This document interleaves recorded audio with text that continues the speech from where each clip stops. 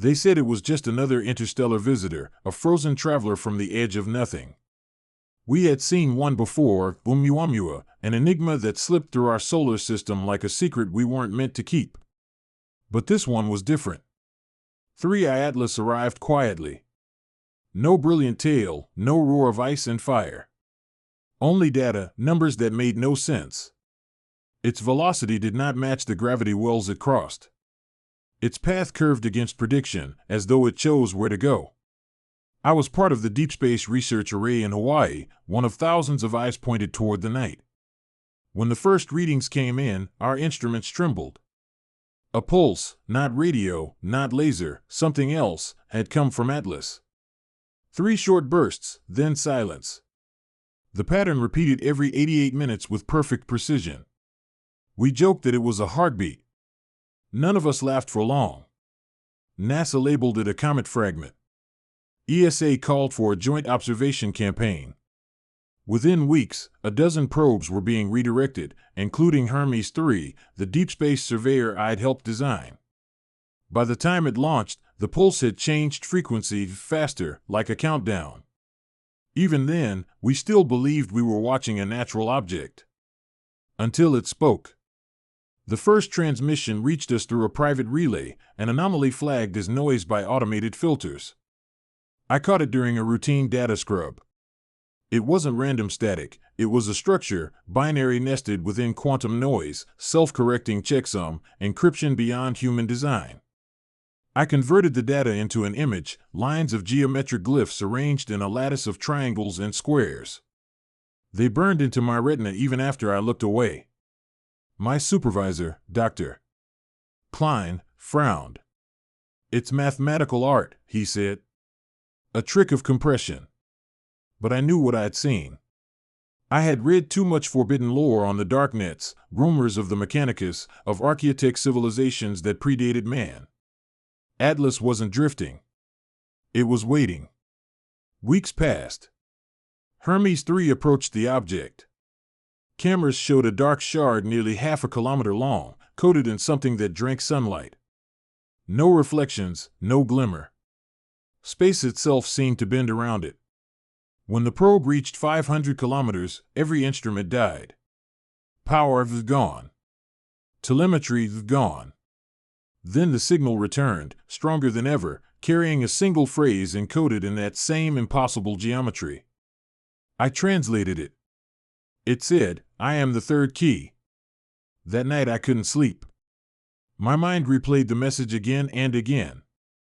The first interstellar visitor, Oumuamua, had shown us nothing. The second, Borisov, was a normal comet. And now the third key. Key to what? Governments locked down the discovery. Public statements described harmless anomalies.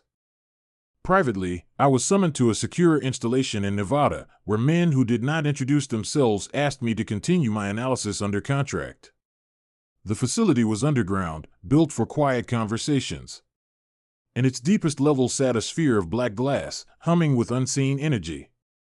Inside that sphere was a fragment, no larger than a human fist, retrieved from Hermes 3 before contact was lost. They said the probe had disintegrated, yet this shard had returned through its own signal path, materializing inside our receiver array. The fragment floated an inch above the pedestal, defying magnetism and gravity alike. Patterns rippled across its surface, forming the same glyphs I had seen in the transmission. "Dr. Arden," a voice said behind me. "You were going to talk to it." I should have refused. Instead, curiosity overruled fear. We built a communication interface, quantum entanglement translator, pulse modulator, anything that could turn human thought into structured data. When we activated it, the room filled with a low vibration. The shard responded instantly, its glyphs shifting faster than any human I could follow. Then a voice, not sound, but resonance inside my skull. Cold, layered, ancient. Identity, unconfirmed. Species, organic. State, interference. I stumbled backward. "Who are you?" I whispered aloud. "I am memory made metal. I am the map between stars." I am 3I Atlas. The voice echoed not only in my head but in the walls, in the lights, in the atoms of the air. Machines around us flickered, their displays rewriting themselves in those same alien glyphs. Security rushed in, weapons drawn. Every firearm melted at the barrel. Every circuit bent toward the shard, as if worshipping. Your species draws near to extinction, it continued. The silent legion stir. You have been measured. The power cut. When light returned, the shard was gone. Only a single mark remained burned into the floor, a circle of triangles surrounding a single vertical line, the sigil of something I could not yet name. That night, in the silence of my quarters, I searched the restricted archives I wasn't supposed to have. I found references to NECRONs, ancient machines that ruled the stars before mankind learned to walk upright. Records described tomb worlds, necrodermis, minds that slept for 60 million years. The glyph from the floor matched the emblem of the Triarch. Atlas was not a rock. It was a messenger. The following days blurred together. Communication satellites began to fail one by one, each going dark in the same 88-minute rhythm as Atlas's pulse. The moon's far side observatory detected faint bursts of green-white light, structured and deliberate. Someone higher up decided to send a manned vessel. I volunteered. Maybe it was guilt, maybe obsession. Either way, I wanted answers. Our ship, Horizon 1, left Earth orbit under radio silence. The crew numbered 7. Each of us carried implants designed to protect against radiation, isolation, and, though they didn't say it aloud, psychic intrusion. It took 6 months to reach the projected location of Atlas. But when we arrived, it wasn't there. Instead, space rippled like water, and the stars bent. A shape unfolded, 6 spires joined by rotating rings, each the size of a mountain. The comet's core was gone, replaced by a city of lightless metal. Atlas had shed its disguise. I had seen megastructures in simulation, but nothing like this. The rings of Atlas rotated in silence, each segment humming with energies beyond plasma or gravity. They were not built, they had grown, metal like living bone. Our ship's sensors failed instantly. Only the human I remained honest, staring at what our minds could barely accept. Then the voice returned. Welcome, organic observers. You have arrived at the threshold of reclamation. No static. No language barrier. The words were inside each of us, translated directly into thought. The captain ordered weapons powered, but nothing responded. Atlas had taken control. A beam of emerald light touched our hull, and every system rebooted under alien code. The ship drifted forward like a fly drawn into a web. I felt the pressure change, soundless, immense. A corridor of metal opened before us, smooth and perfect. We disembarked. The floor pulsed underfoot with the rhythm of a slow heart. Inside, gravity changed direction with every step. Our breath fogged in air that wasn't air. Machines slumbered in alcoves, humanoid silhouettes of black alloy with eyes of dull jade. They looked dead. They were not. When I touched one, it turned its head. Tiny motes of light crawled beneath its skin. The being spoke without mouth or movement. Sleep is ending. The experiment concludes. My team screamed. One fired his sidearm, the bullet flattened harmlessly. The construct raised a hand, and the man froze mid-motion, suspended by invisible force. Then the body disassembled, atom by atom, until nothing remained. Organic interference minimized. The rest of us obeyed without argument. At the chamber's center stood a spire covered in the same glyphs that haunted my dreams. The patterns realigned as I approached, rearranging themselves into something I could read. The NECRON Empire once ruled this galaxy. We built the keys, 3 messengers, to measure life's progress. The first key observed. The second recorded. The third decides. I felt a chill. You're saying Atlas decides our fate? Correct. Your species has reached the threshold of technological mimicry. The test is complete. What test? to determine if flesh can surpass the machine. Conclusion: negative. The spire brightened. Energy flared through the walls, up the rings, out into space. Across the solar system, satellites awoke under alien command. The sun itself flickered. Then came visions, cities of black crystal rising from desert worlds, armies of metallic forms marching under cold starlight, the silent king watching from a throne of obsidian. Atlas was no mere probe. It was a seed node, a part of the NECRON network that once spanned millions of stars. Its arrival had been the signal, reactivation. I fell to my knees as knowledge poured into me, histories written in particles of light. I saw humanity's entire timeline from the outside, a brief flame between eons of machine dominion. Atlas's voice softened, almost curious. Yet you endure.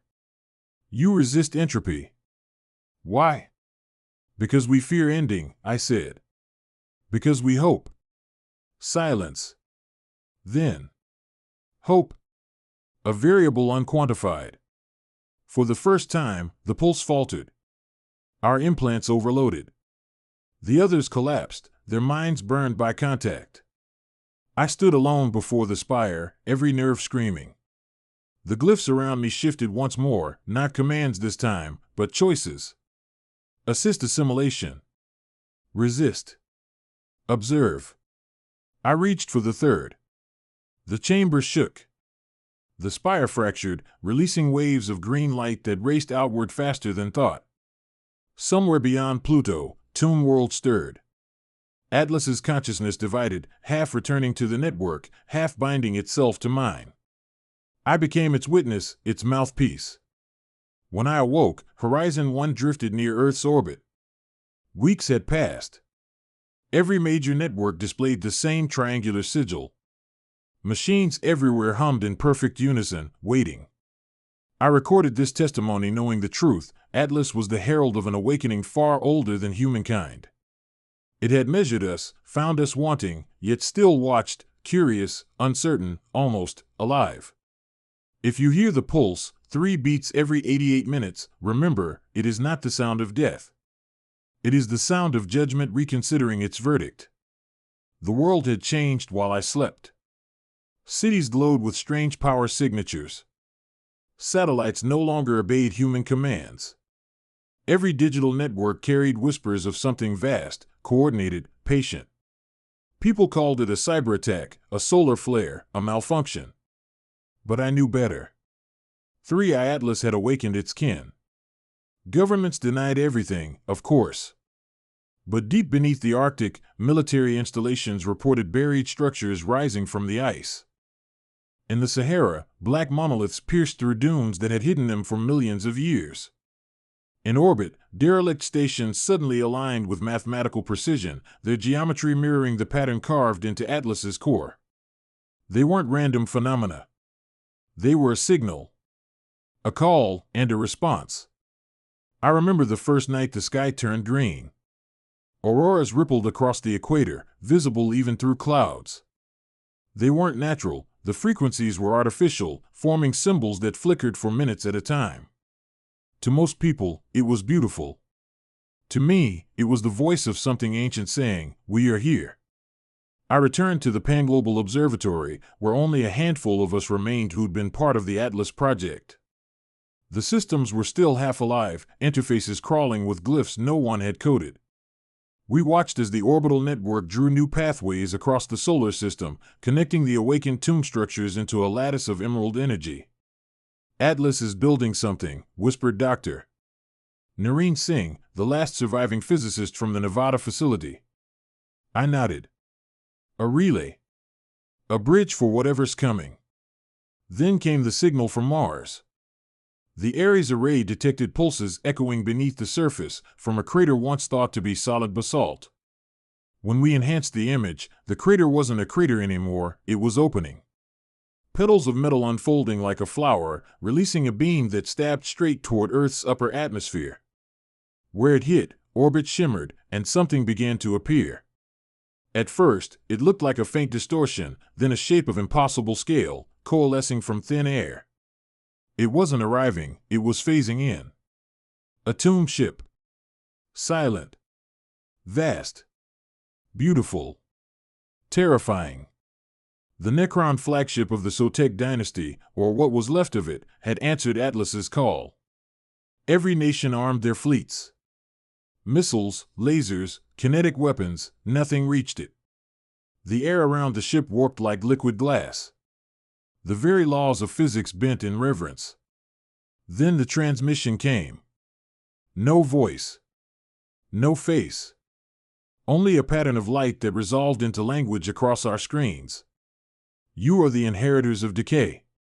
The long cycle ends. Doctor. Singh turned to me. What does that mean? It means, I said, they're done watching.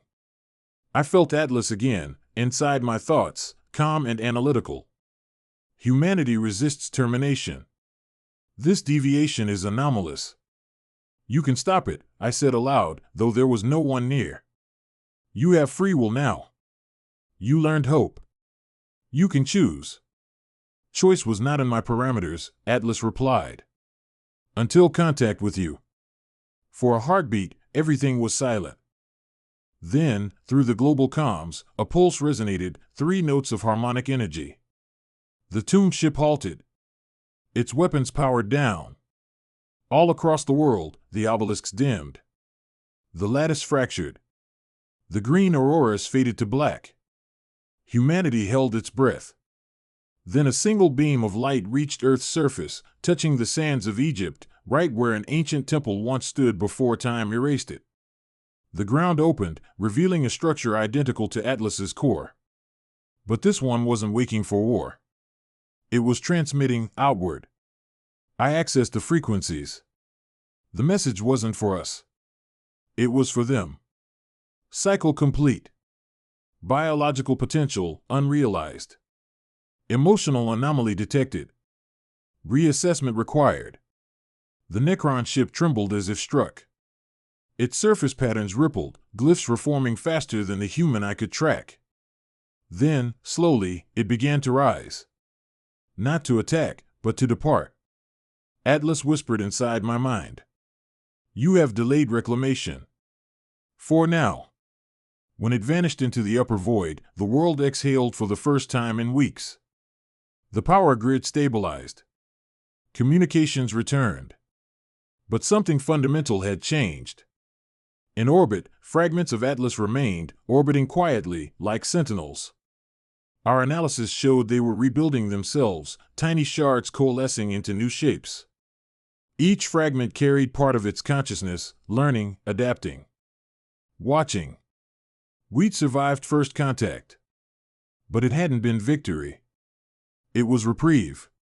Months later, I stood beneath a sky unnaturally clear. The stars seemed closer somehow, colder. Atlas spoke to me again in dreams. The NECRON will debate your fate for 10 millennia. That is their measure of mercy. What about you? I asked. What will you do? I will remain. I will observe the variable you call hope. And then it showed me visions of possible futures, humanity spreading across the stars, building, creating, destroying. In some futures, we reached greatness. In others, extinction. Atlas would record them all. In time, governments classified the entire event. History would call it the green sky phenomenon. Public records would speak of atmospheric anomalies and system malfunctions. But those who were there, those who heard the harmonic pulse, knew the truth. We had been judged. And, somehow, found not entirely unworthy. Still, deep in the void, the tomb world stirred. Their lords would wake eventually. And when they did, they would remember this small, defiant species that dared to speak back to eternity. In my final log entry, I said this. 3i Atlas was never just a machine. It was a mirror. It showed us what we could become, immortal, calculating, heartless, or what we must fight to remain, human. The stars outside shimmered in pale green, whispering of gods made of metal and time. And I realized. The NECRONs were not our enemies. They were our future, if we let the light inside us fade. Centuries later, When the Imperium of Man rises in the far future, archaeologists will uncover fragments of Atlas buried beneath the sands. They will call it an STC relic, a lost technology of humanity's golden age. But those who listen carefully will still hear the faint harmonic pulse beneath the static. 3 notes. A heartbeat of living metal. A reminder that once, long before the Imperium, the galaxy had already taken notice of us. And somewhere, beyond the edge of known space, a silent figure of emerald light will pause, turn its skull-like face toward Terra, and whisper across the void. The variable endures.